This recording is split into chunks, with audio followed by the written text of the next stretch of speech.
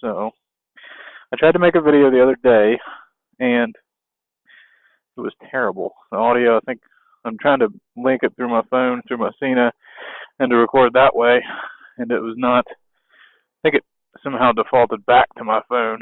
So hopefully this will be better.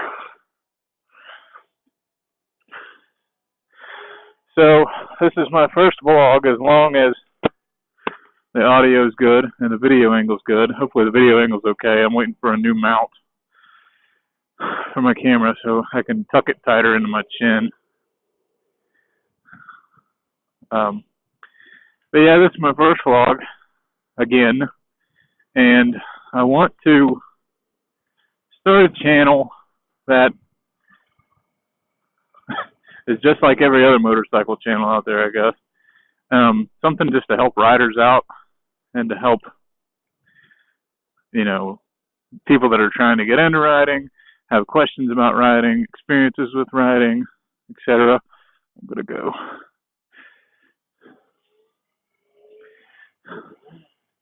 Missed a shift.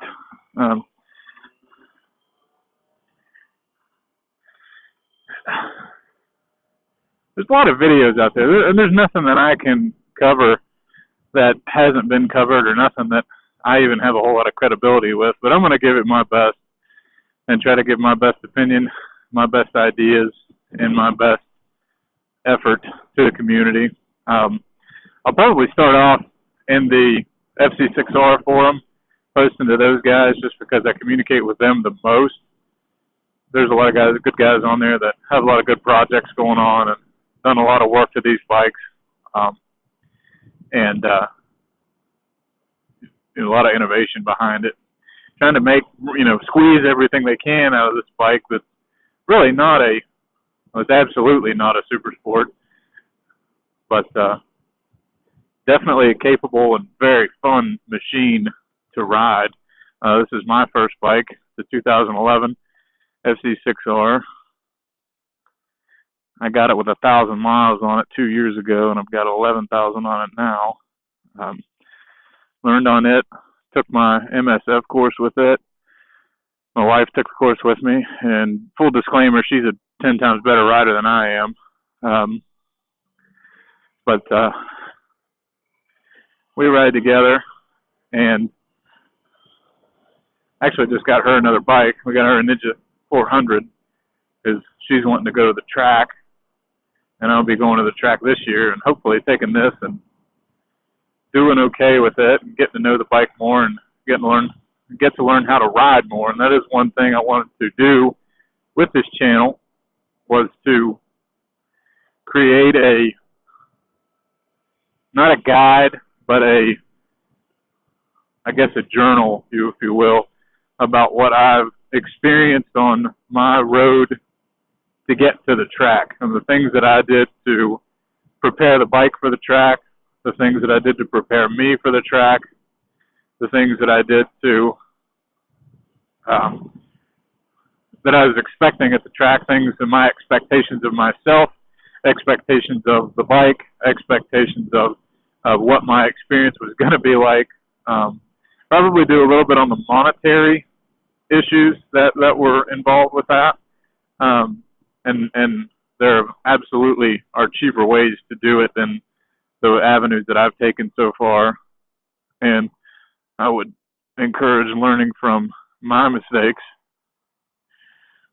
and not, maybe exploring a different way or looking at options better. Because I have a tendency of sometimes to get hasty with decision making and being impatient and, want it now.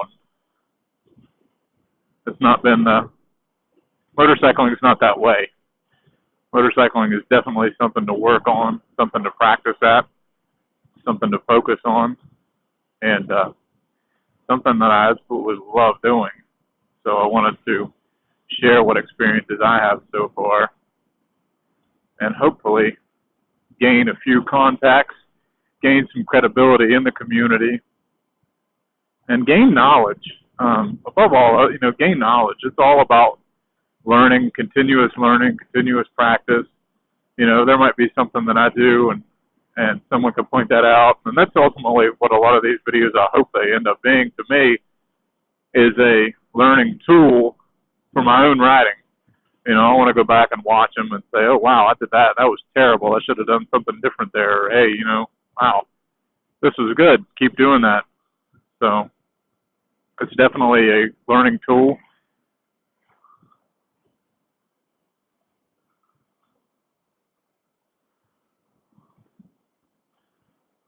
I'm going to just take a little back road up here. It's nothing super fancy, but it's better than hopping on a 4-lane and sitting in a straight line for a while. And a couple little turns, nothing super crazy.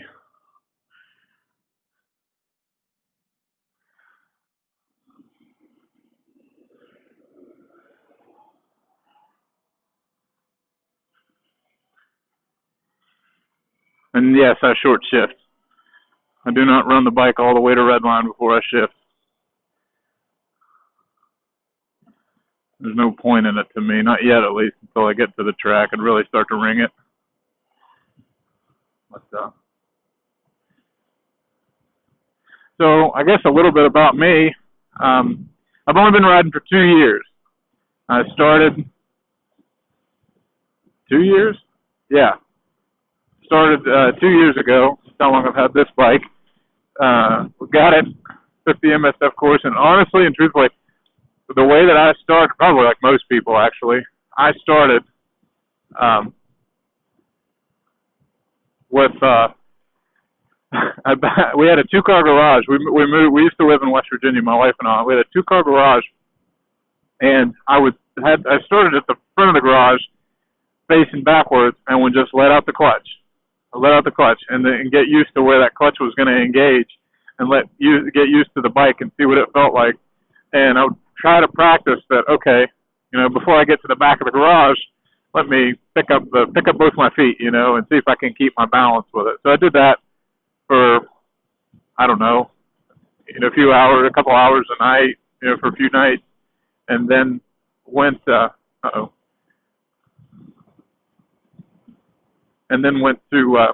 there was a parking lot right just down a little hill from my house. So I would go down there and just putt around in the parking lot, you know, first and second gear, and practice really, really low speed stuff. And then of course come back and watch YouTube videos all day long about riding and counter steering and, you know, how to make the bike lean back and forth and how the physics behind it, stuff like that. And I actually got to the point when I would drive, when the weather was starting to get nicer, I had a really twisty road that I would to get home from work. Don't do it, man. And the road, whenever I would go around a right-handed turn, you know, I knew, okay, well, you press right to go right, press left to go left, you know, counter steer left to go right, steer right to go left. So I would actually, whenever I was driving my truck, and I would turn to the left with my turn to the left with my hand, but I would also take my left hand off the wheel and kind of have it on my leg and push forward to get used to, okay, I'm going around a left-handed turn, push to the left. I'm going around a right-handed turn, push to the right. Don't steer to the right, push to the right. So I did that, and that kind of helped me out and helped me to understand, you know, the whole thing. But then as soon as you get on the bike, I mean, it's natural. You know, it definitely, it just feels right. But to understand the mechanics behind it, you know, your push-pull is something else, and to take it and to focus more on that, to get your weight off your hands and to get it down into your hips and in your core where you want it. It's to put it into practice is a different story, and sometimes it's a little tougher, but ultimately more fun.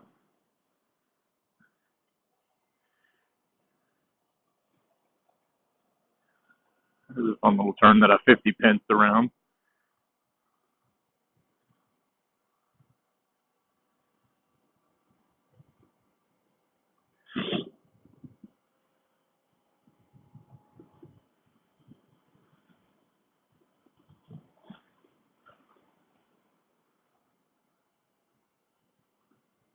Check it.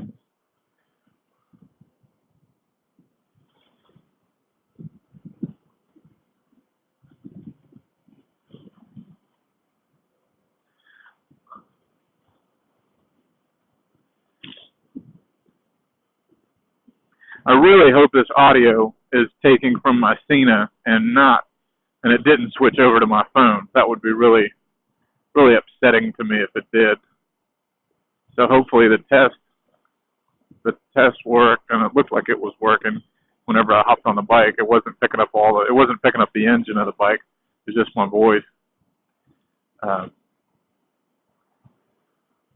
So hopefully that's okay, and it's decent quality at least. I guess camera. I've got a GoPro Hero Session. It's mounted to the bottom of my helmet right now. On the front, it's kind of sticking out a little bit. Looks kind of goofy, but there it is. That's it. I like it. I like how it's small. I'm not a huge fan of GoPros just because of how big and bulky they are. I didn't want a rolling piece of tech mounted to my lid, which is essentially exactly what I have. It's not nearly as bad as some people, though. Not nearly as bad as having a solar panels hanging off to the side. But then again, I guess if I'm riding, making videos all day long, then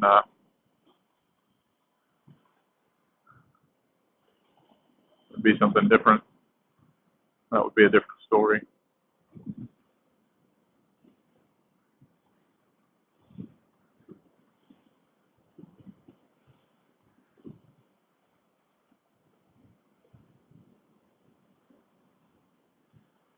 Yeah, some of the goals that I want to have with this channel, other than the track day stuff, the different expectations I have, the different preparation steps, those different videos.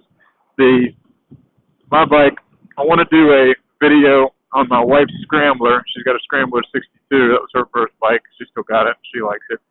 And then, do a video on it, kind of my thoughts and opinions. My thoughts and opinions on the Ninja 400 after we get to riding it a little bit and get it through its break-in phase and can really start, getting into it.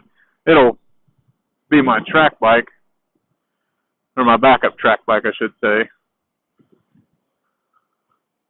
until I can get into an actual track bike if I like it and I do well enough to be able to justify going out and spending the money on a track bike.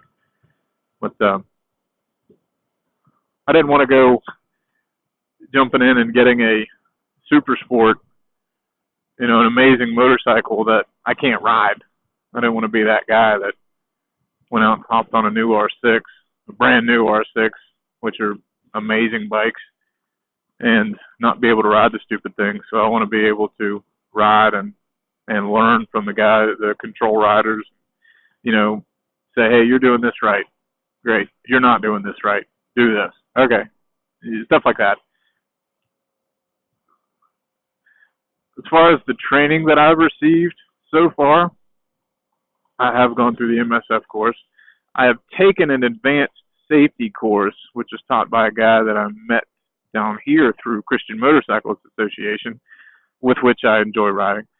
And he's a phenomenal rider. I think he's been riding since the mid-'80s. Phenomenal rider. He rides intermediate group of the track. They wanted him to bump up to advanced, but he has not done that. And just a great rider. And he went through California Superbike school, I think, and he also he was accredited to teach and certified through the Lee Park's Total Control curriculum. So his class kind of incorporates, I think, more from the Total Control than it does so much from the the California Superbike School. But he might correct me if I'm wrong, which he should correct me if I'm wrong. But it's a phenomenal class. He definitely ties it into, Christian beliefs and parallels between riding motorcycles and the Christian walk, which there are a lot of parallels to, and I enjoy that.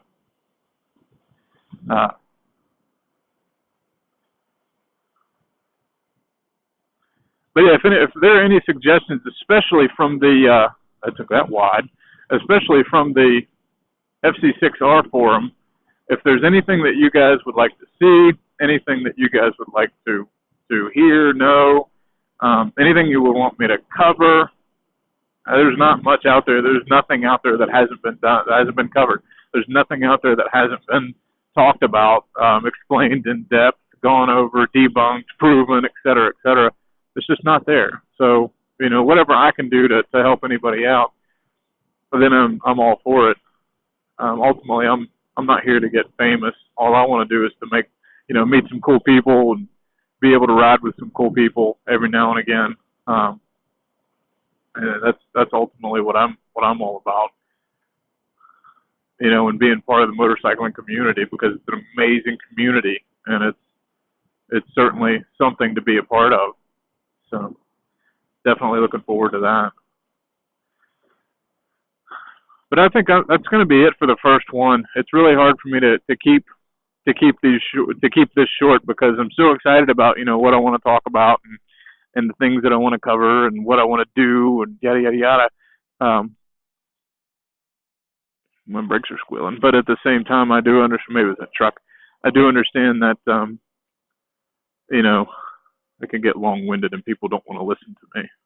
So fair enough. So I'm going to cut this video off. I'm going to turn around, and then I'm going to go back and take some pictures of the bike and maybe post those somewhere. So I hope you have enjoyed this initial vlog, and I hope that I can get some subscribers and people watching this, and hopefully meet some cool folks. All right, have a good one.